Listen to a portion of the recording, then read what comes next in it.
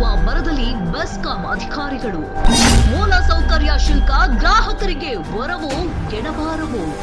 ಕೆಇಆರ್ಸಿಯಲ್ಲಿ ಇಲ್ಲದ ನಿಯಮವನ್ನ ಪಾಲಿಸುವ ಅಧಿಕಾರ ಇವರಿಗೆ ಕೊಟ್ಟವರು ಯಾರು? ಬಗಲಗುಂಟೆ ಎಇ ಗೋಪಾಲಯ್ಯನವರ ಕಾನೂನು ಸರಿಯೇ ಬೆಸ್ಕಾಂ ಎಂಡಿಯವರೇ? ಹಿಂದೆ ಹಣ ಕಟ್ಟದಿದ್ರು ಮುಂದೆ ಕಟ್ಟಿ ಎಂದು ಪಟ್ಟು ಹಿಡಿದ ಗೋಪಾಲಯ್ಯನವರ ಕಾನೂನಿಗೆ ಹೈರಾಣಾದ ಬಡ ವಿದ್ಯುತ್ ಗ್ರಾಹಕ. ಕರ್ನಾಟಕದಲ್ಲಿರುವಂತಹ ಎಸ್ಕಾಂಗಳು ದಯವಿಟ್ಟು ಗಮನ ಹರಿಸಬೇಕು. ನೀವು ಸ್ವತಂತ್ರ ಬಾಡಿಗಳಲ್ಲ. ನಿಮ್ಮನ್ನ ಮೇಂಟೈನ್ ಮಾಡೋದಕ್ಕೆ ಅಥವಾ ನಿಮಗೆ ಆರ್ಡರ್ ಮಾಡೋದಕ್ಕೆ KERC ಅನ್ನುವ ಒಂದು ಕೋರ್ಟ್ ಇದೆ. ಅದನ್ನು ಮರ್ತಂಗಿದ್ದೀರಾ ಎಸ್ಕಾಂಗಳ ಅಧಿಕಾರಿಗಳು. ಒಂದಿಷ್ಟು ಕಾನೂನುಗಳನ್ನು ಮಾಡಿದ್ಮೇಲೆ ಆ ಕಾನೂನಿನ ಪ್ರಕಾರ ನೀವುಗಳು ಕೆಲಸ ಮಾಡಬೇಕು, ಸಾರ್ವಜನಿಕರು ಅದಕ್ಕೆ ಪೂರಕವಾಗಿ ನಡ್ಕೋಬೇಕು. ಇಷ್ಟೇ ಇರೋದು.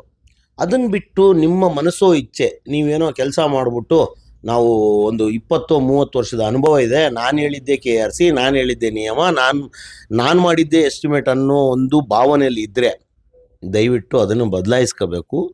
ಯಾಕೆ ಈ ಮಾತುಗಳನ್ನ ಆಡ್ತಾ ಇದ್ದೀನಿ ಅಂದರೆ, NN ಸಬ್ ಡಿವಿಷನ್ನ ಬಗಲಗುಂಟೆ ONDMನ ಒಂದು ಪ್ರಕರಣನ ನಿಮ್ಮ ಮುಂದೆ ಇಡೋಕ್ಕೆ ಬರ್ತಾ ಇದ್ದೀನಿ. ದಯವಿಟ್ಟು ಗಮನ ಹರಿಸ್ಬೇಕು, ಪ್ರತಿಯೊಬ್ಬರು ತಿಳ್ಕೋಬೇಕು. ಬಗಲಗುಂಟೆ ONDMನ 2020 11ನೇ ತಿಂಗಳು 2ನೇ ತಾರೀಕು ಒಬ್ಬ ಗ್ರಾಹಕರು, ಲಕ್ಷ್ಮೀದೇವಿ ಅನ್ನುವ ಗ್ರಾಹಕರು, ತಮ್ಮ ಮನೆ ಕಟ್ಟಿದ್ದಕ್ಕೆ ವಿದ್ಯುತ್ ಸಂಪರ್ಕ ಪಡೆಯೋದಕ್ಕೆ ಸುಮಾರು 4 ಕಂಬಗಳನ್ನು ಹಾಕಿಸ್ಕೊಂಡು ಅವತ್ತಿನ ಅಂದರೆ ಸುಮಾರು 5 ವರ್ಷದ ಕೆಳಗಡೆನೆ 4 ಕಂಬಗಳನ್ನು ಹಾಕಿಸ್ಕೊಂಡು ವಿದ್ಯುತ್ ಸಂಪರ್ಕ ಪಡೆದಿರ್ತಾರೆ. ಅವತ್ತು ಇವರು ಸ್ವಯಂ ಕಾರ್ಯ ಯೋಜನೆ ಅಡಿಯಲ್ಲಿ ಕೆಲಸ ಮಾಡಿಸ್ಕೊಂಡಿರ್ತಾರೆ. ಅಂದರೆ ಕೆಲವು ಬ್ರಿಟಿಷ್ ಅಧಿಕಾರಿಗಳಿಗೆ ಹೇಳ್ತಾ ಇದ್ದೀನಿ, ಸೆಲ್ಫ್ ಎಕ್ಸಿಕ್ಯೂಷನಲ್ಲಿ ಕೆಲಸ ಮಾಡಿಸ್ಕೊಂಡಿರ್ತಾರೆ. ಕೆಲಸ ಮಾಡಿಸ್ಕೊಂಡು ಅವತ್ತಿಗೆ ಕಟ್ಟಬೇಕಾದಂತಹ, ಇಲಾಖೆಗೆ ಕಟ್ಟಬೇಕಾದಂತಹ ಹಣವನ್ನು ಭರಿಸಿ ಕಟ್ಟಿ ಅವರು ವಿದ್ಯುತ್ ಸಂಪರ್ಕ ಪಡ್ಕೊಂಡಿರ್ತಾರೆ. ಒಂದು ಪರ್ಟಿಕ್ಯುಲರ್ ನಂಬರ್ಗೆ ಇವರು ಅಡಿಷ್ನಲ್ ಲೋಡು ಕೇವಲ 1 ಕಿಲೋವಾಟ್ ಬೇಕು ಅಂತ ಮತ್ತೆ ರೀಸೆಂಟಾಗಿ ಒಂದು ಅರ್ಜಿಯನ್ನು ಹಾಕ್ತಾರೆ 12ನೇ ತಿಂಗಳಲ್ಲಿ.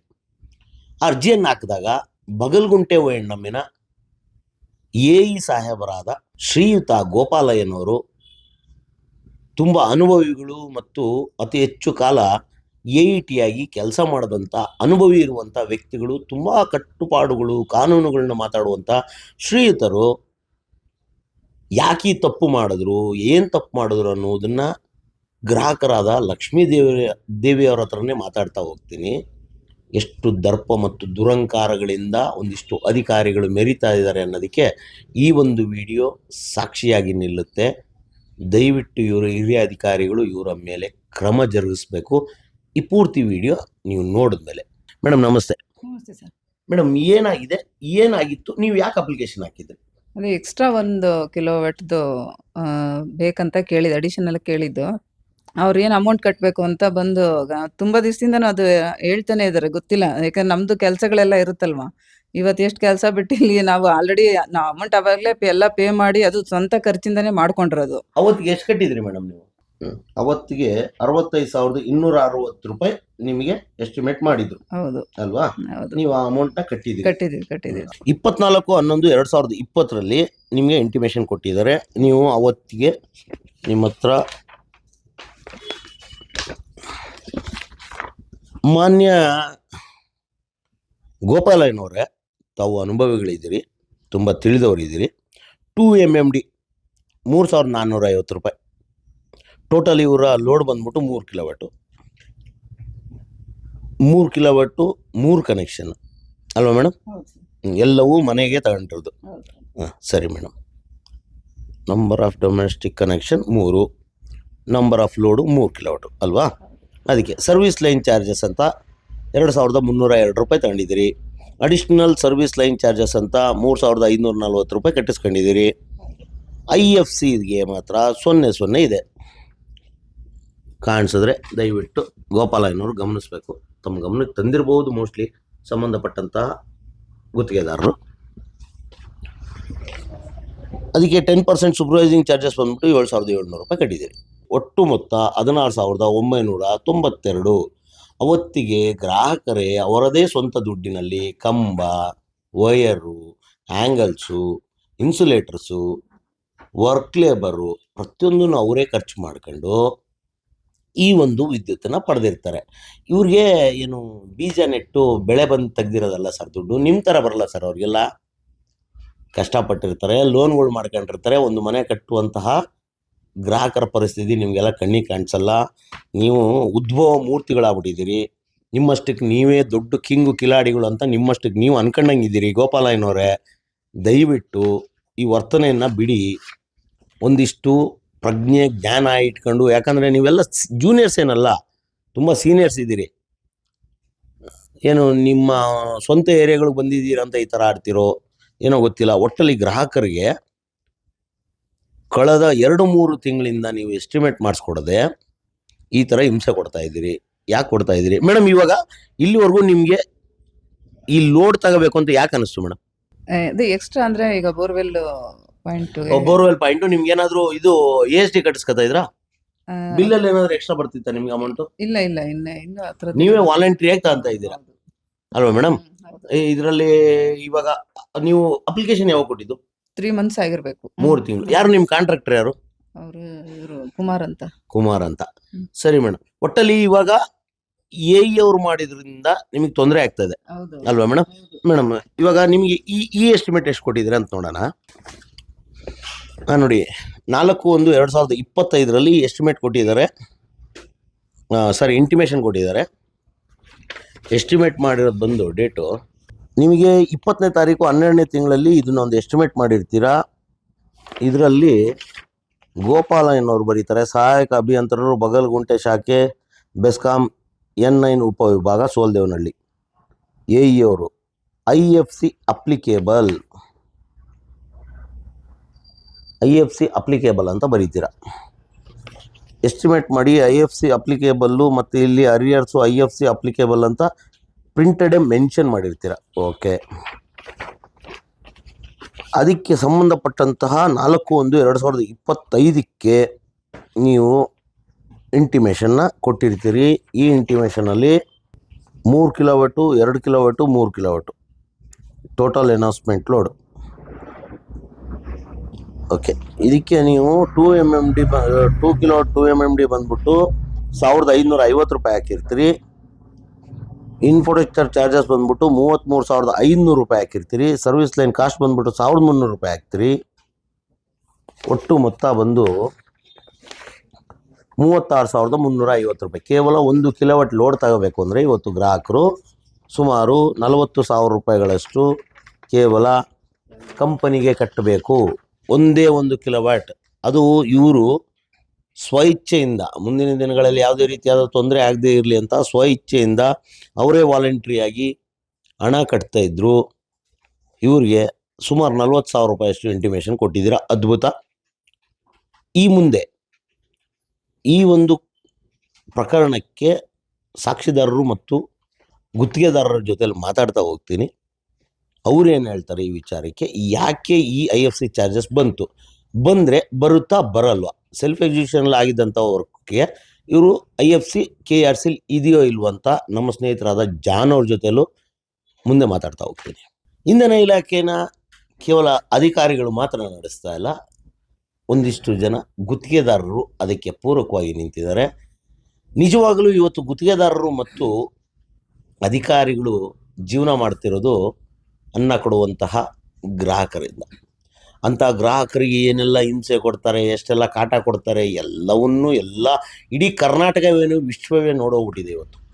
ಆದರೂ ಈ ಅಧಿಕಾರಿಗಳು ಬುದ್ಧಿ ಕಲಿಯುವ ಯಾವುದೇ ಒಂದು ಸೂಚನೆ ಕಾಣಿಸ್ತಾ ಇಲ್ಲ. ಇವಾಗ ನಮ್ಮ ಜೊತೆಲಿ ಮಾತಾಡೋದಕ್ಕೆ ಉಮಾಶಂಕರ್ ಅವರು ಇದ್ದಾರೆ. ಉಮಾಶಂಕರ್ ಅವರು ನಮಸ್ಕಾರ. ನಮಸ್ಕಾರ ಸರ್.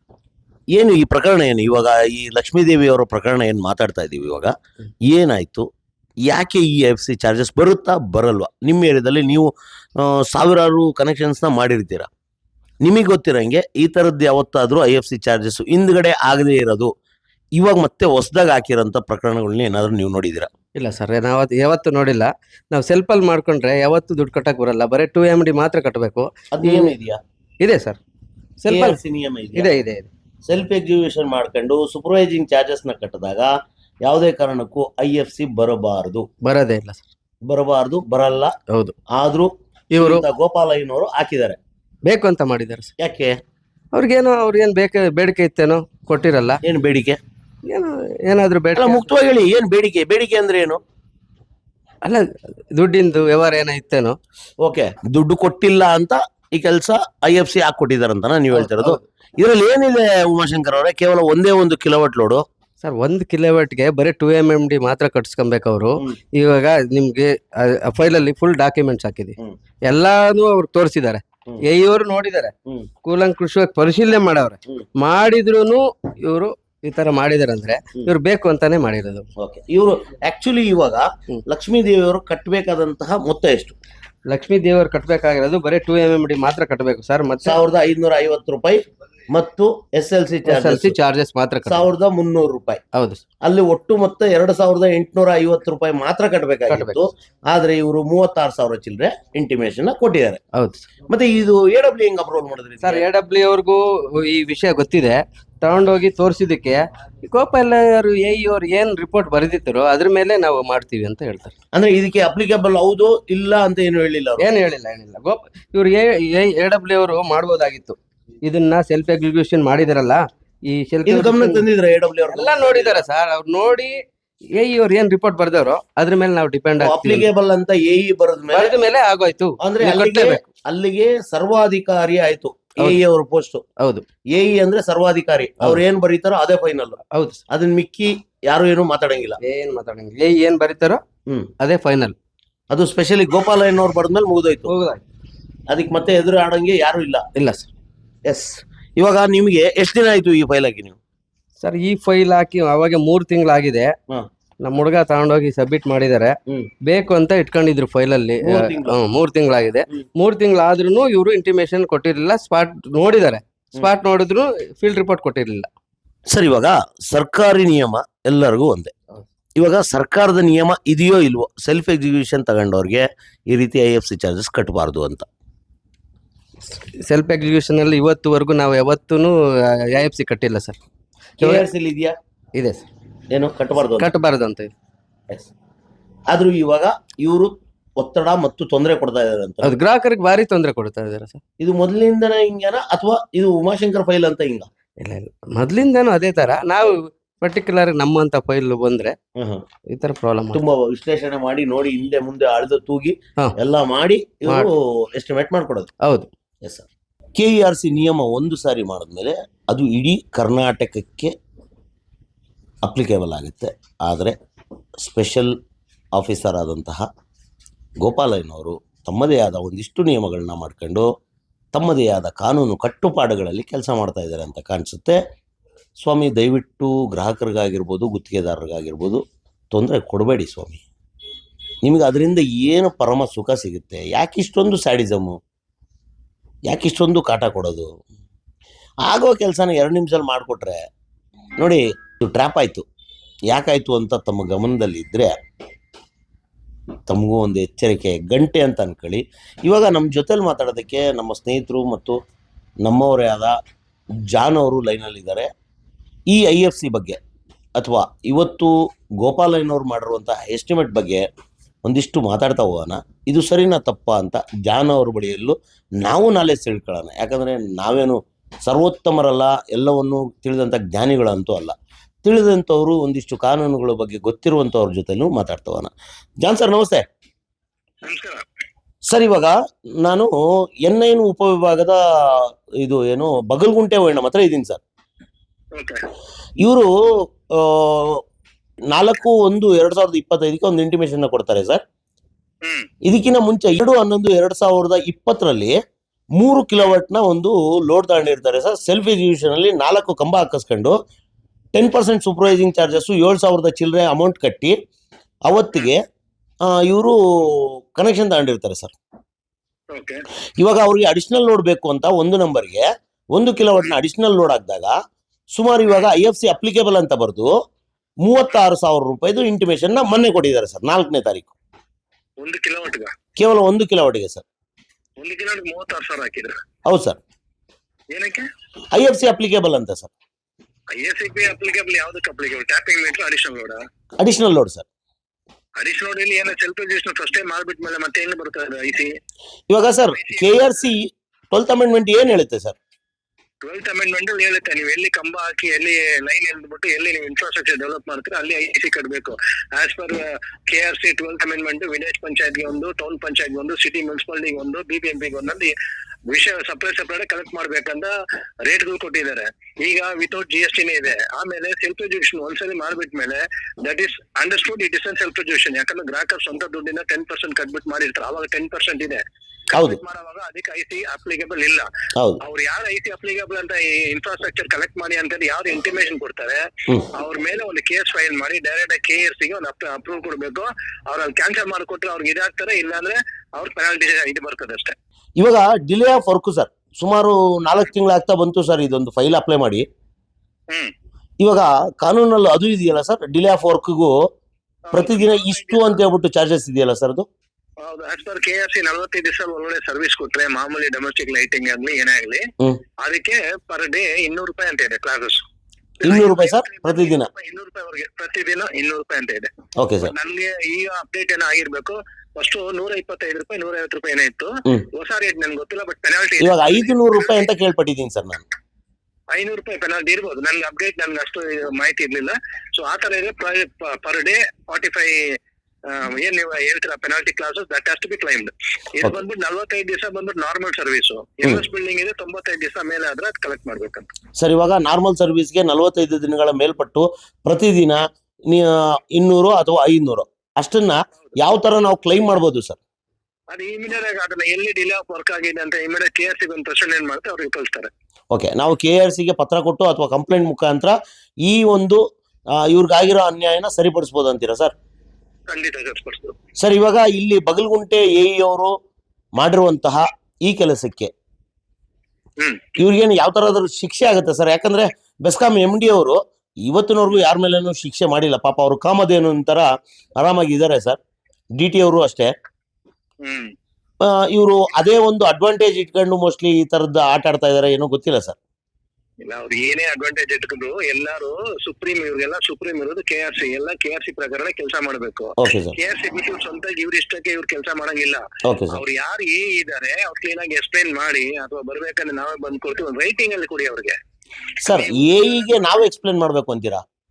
ಇಲ್ಲ ಈಗ ಹೌದು. ಈಗ ಅವರೆಲ್ಲ ಹೆಂಗಾಗಿದ್ದಾರೆ ಕಣ್ಣು ಕುರುಡರಾಗಿ ಅಂತ ಹೇಳ್ತಾರಲ್ಲ, ಜಾನ ಕೂಡ್ರ ಅಂತಲ್ಲ, ಆತರ ಅವ್ರಿಗೆಲ್ಲ ಗೊತ್ತು. ಬಟ್ ದೇ ವಾಂಟ್ ಅವ್ರಿಗೆ ಸರ್ಕಾರಕ್ಕೆ ಏನಾಗಿದೆ, ಬೆಸ್ಕಾಂಲಿ ದುಡ್ಡಿಲ್ಲ. ಈಗ ಆಲ್ರೆಡಿ 15,000 ಸಾಲದಲ್ಲಿ ಇದೆ, ದುಡ್ಡಿಲ್ಲ. ಅದರಿಂದ ದುಡ್ಡು ವಸೂಲಾತಿ ಮಾಡ್ತೀವಿ. DTಗೆ ಹೋಗಿ ಕೇಳಿ, DT ಏನ್ ಹೇಳ್ತಾರೆ, IC ಬಗ್ಗೆ ಯಾರು ತಲೆ ಕೆಡ್ಸ್ಕೊಬೇಡಿ, ದುಡ್ಡು ವಸೂಲ್ ಮಾಡಿ, ಜನಗಳ ಹತ್ರ ರಟ್ಟ ಎಲ್ಲಿ ದುಡ್ಡು ವಸೂಲ್ ಮಾಡಿ ಅಂತ ಹೇಳ್ತಾ ಇರ್ತಾರೆ. ಅದನ್ನ ಫಾಲೋ ಮಾಡ್ತಾರೆ ಇವ್ರು. ಯಾರು AEಗಳು, ಕನ್ಸಲ್ಟ್ AEಗಳು. AEಗಳು ಗೊತ್ತು ಎಲ್ಲಿ ಕಲೆಕ್ಟ್ ಮಾಡ್ಬೇಕು, ಎಲ್ಲಿ ಕಲೆಕ್ಟ್ ಮಾಡ್ಬೇಕು ಅಂದ್ರೆ ಫೀಲ್ಡ್ ಆಫೀಸರ್ ಅವ್ರಿಗೆ ಗೊತ್ತು. ಅವ್ರ ಡಿಸಿಷನ್ ಅಥಾರಿಟಿ IC ಕಲೆಕ್ಟ್ ಮಾಡ್ಬೇಕಂದ್ರೆ ಈ not and decision authority has to write whether IC applicable not ಅಂತ ಕೊಟ್ರೆ JT ತಾಂತ್ರಿಕ ಯಾರಿದ್ದಾರೆ ಅವರು ಅದನ್ನ ಇದ್ ಮಾಡ್ಬೇಕು. ಯಾವ್ರಿಗೆ ಕೊಟ್ಟಿರೋದು ಏನೋ KRC ಫಾಲೋ ಮಾಡಿ ಅದನ್ನ ಇಂಟಿಮೇಷನ್ ಪವರ್ ಸ್ಯಾಂಕ್ಷನ್ ಎಷ್ಟಕ್ಕೆ ಯಾವ್ದು ಕೊಡ್ಬೇಕಂದ್ರೆ they has to give the intimation whether it is in self education or it in service connection ಅಂತ. Okay yes sir. ಒಟ್ಟಾರೆಯಾಗಿ ಇವಾಗ ಇಲ್ಲಿ ಇವತ್ತೇನು ಈ ಒಂದು ಪ್ರಕರಣಕ್ಕೆ ಮುಂದಿನ ದಿನಗಳಲ್ಲಿ ತಮ್ಮ ಕಡೆಯಿಂದ ಏನಾದ್ರೂ ಒಂದು ಲೆಟರ್ ಕೊಟ್ಟು ಅಂದ್ರೆ ಇದು ಸಾರ್ವಜನಿಕರ ನ್ಯಾಯಕ್ಕಾಗಿ ತಮ್ಮ ಹೋರಾಟ ಏನಾದ್ರು ಇರುತ್ತಾ ಸರ್? 100% ಇದೆ. 100% ನಾವು 2-3 ದಿವಸ ಇದೆ ಅವ್ರಿಗೆ ನಮ್ಮ ರವಿಕುಮಾರ್ ಅವರು ಚೀಫ್ ಸೆಕ್ರೆಟರಿ ಕಮಿಷನರ್ KRC ಅವ್ರಿಗೆ ಪ್ರೆಸೆಂಟೇಷನ್ ಮಾಡ್ತೀವಿ. ಇದು ಯಾವ ಕೇಸ್ ಅಂದ್ರೆ SN ಹಿಂಗೇನೆ ವಿಲೇಜ್ ಪಂಚಾಯತ್ 20,000 ಕೊಟ್ಟಿದ್ದಾರೆ. ವಿಲೇಜ್ ಪಂಚಾಯತ್ಗೆ 20,000 SN ಸಬ್ ಡಿವಿಷನ್ ಇದೇ ತರ ಹಾಕೊಟ್ಟಿದ್ರೆ ಇದೆಲ್ಲ ಫೈಲ್ ಮಾಡಿ ಅಲ್ಲಿ ಕೊಟ್ರೆ ಅವ್ರು ಇಮಿಡಿಯೇಟ್ ಆಗಿ ಉಗಿದು ಉಪ್ಪು ಹಾಕ್ತಾರೆ ಅಷ್ಟೇ. ಡೈರೆಕ್ಟ್ ಆಗಿ ನೀವು ಫಸ್ಟ್ AEಗೆ ಒಂದು ಲೆಟರ್ ಕೊಟ್ಬಿಡಿ. You are violating the 12th amendment ಅನ್ನೋ ಲೆಟರ್ ಕೊಟ್ಬಿಟ್ಟು ಟೇಕ್ ಅನ್ ಎಂಡೋಸ್ಮೆಂಟ್. ಎಂಡೋಸ್ಮೆಂಟ್ ಬೇಕು. ಸಬ್ ಡಿವಿಷನ್ ಒಂದು ಎಂಡೋಸ್ಮೆಂಟ್ ಕೊಟ್ಬಿಟ್ಟು ಎಂಡೋಸ್ಮೆಂಟ್ ತಗೊಳ್ಳಿ. ಯಾಕಂದ್ರೆ ಇಲ್ಲಿ ಏನಾಗುತ್ತೆ ಅಂದ್ರೆ KRC ಕೊಡುವಾಗ we have to produce the endorsement with document with sale deed ಏನಿದೆ ಅದ್ರಲ್ಲಿ ಏನ್ mention sale deed immediate mention with self education ಮಾಡಿರೋ ಸೆಲೆಬ್ರೇಷನ್ ಏನೇನ್ ಆಗಿದೆ ಅಂತ ಅದ್ರ ದಾಖಲಾತಿ ಅದ್ರ ಪ್ರೆಸೆಂಟ್ ಮಾಡಿ. ಎಸ್ಟಿಮೇಟ್ 10% ಸೂಪರ್ ಚಾರ್ಜಸ್ ಕಟ್ಟಿರೋದು ಅಲ್ಲೇ ಕಾಪಿ ಸಿಗುತ್ತಲ್ಲ ಅದು ಎನ್ಕ್ಲೋಸ್ ಮಾಡಿದ್ರೆ. ಎಸ್ ಸರ್, ಇದೆ ನಮ್ಮ ಹತ್ರ ಎಲ್ಲ ಕಾಪಿ ಇದೆ ಸರ್. ಮುಂದಿನ ದಿನಗಳಲ್ಲಿ ಇದರ ಬಗ್ಗೆ ನಾವು ನೀವು ಸೇರಿ ಒಂದು ಹೋರಾಟ ಮಾಡೋಣ ಸರ್. 100% ಮಾಡೋಣ. ನಮ್ಮ ಸಹಕಾರ ಯಾವಾಗಲೂ ನಿಮ್ಗೆ ಇದೆ. Thank you sir, thank you. ಒಟ್ಟಾರೆಯಾಗಿ IFC ಬಗ್ಗೆ ಕಳೆದ 7 ವರ್ಷಗಳಿಂದ ಗೊಂದಲವಂತೂ ಹಾಗೇ ಗೂಡಾಗಿ ನಿಂತಿದೆ. ಯಾವುದೇ ರೀತಿಯಾದ ಬದಲಾವಣೆಗಳಾಗಿರ್ಬೋದು, ಒಂದು ರೀತಿಯಾಗಿ ದೊಂಬಿ ಮಾಡಿದ್ದಾರೆ ಅಂತಲೇ ತಪ್ಪಾಗಲಿಕ್ಕಿಲ್ಲ. ಯಾಕಂದರೆ BBMPಯ ಎಷ್ಟೋ ಒಂದು ವ್ಯಾಪ್ತಿಯಲ್ಲಿ ಇವರದೇ ಕಂಬ, ಇವರದೇ ತಂತಿ ಎಲ್ಲ ಡೆವಲಪ್ಮೆಂಟ್ ಇದ್ದರೂ ಅಲ್ಲಿಗೆ 20,000 ರೂಪಾಯಿ, 19,600 ರೂಪಾಯಿಗಳಷ್ಟು ಹಣವನ್ನು ಕಟ್ಟಿಸ್ಕೊಂಡು ಹಲವಾರು ಗ್ರಾಹಕರಿಗೆ ತೊಂದರೆ ಕೊಟ್ಟಿದ್ದಲ್ಲದೆ ಒಂದು ಏನು ಸಾರ್ವಜನಿಕರನ್ನ ಒಕ್ಕಲೆಬ್ಬಿಸುವಂಥ ಕೆಲಸ ಈ IFCಲಿ ಆಗಿದೆ. ಇವತ್ತಿನವರೆಗೂ KRCಲಿ ಆ ಥರದ ನಿಯಮ ಇಲ್ಲ ಅಂತ ಹೇಳ್ತಾರೆ. ಒಟ್ಟಾರೆಯಾಗಿ ಈ ರೀತಿಯಾಗಿ ಡಿಲೇ ಆಫ್ ವರ್ಕ್ ಅಂದರೆ ಇವರು ಕೆಲಸ ತುಂಬ ದಿನಗಳು ತೆಗೆದುಕೊಂಡು ಮಾಡಿದಾಗ ಸರ್ಕಾರಿ ನಿಯಮದ ಪ್ರಕಾರ ಒಂದು ದಿನಕ್ಕೆ 200ರಿಂದ 500 ರೂಪಾಯಿ ಫೈನನ್ನು ಕಟ್ಟಿಕೊಡಬೇಕು. ಈ ಪ್ರಕರಣನ ನಾವು KRCಗೂ ತಲುಪಿಸ್ತೀವಿ, ಅವರ ಗಮನಕ್ಕೆ ತಂದು ಇದರಲ್ಲಿ ಇವರೇನು ಲಕ್ಷ್ಮೀದೇವಿಯವರ ಪ್ರಕರಣದಲ್ಲಿ ಯಾರೆಲ್ಲ ಇದ್ದಾರೆ ಅಪ್ ಟು AWವರೆಗೂ ಇದಕ್ಕೆ ಹೊಣೆಗಾರರು ಜವಾಬ್ದಾರರಾಗ್ತಾರೆ.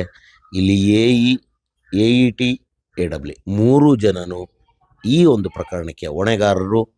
ಅಮಾಯಕ ಗ್ರಾಹಕರಿಗೆ ಈ ರೀತಿಯಾಗಿ ತೊಂದರೆ ಕೊಡ್ತಿರುವಂಥ ಅಧಿಕಾರಿಗಳನ್ನ ಮೂತಿ ಮುಲಾಜಿಲ್ಲದೆ ನೇರವಾಗಿ ತೆಗೆದುಕೊಂಡೋಗಿ ಗುಲ್ಬರ್ಗ ಅನ್ನುವಂತಹ ಕಟ್ಟ ಕಡೆಯ ಜಿಲ್ಲೆಗಳಿಗೋ ಗ್ರಾಮಗಳಿಗೋ ಕೊಡಿ.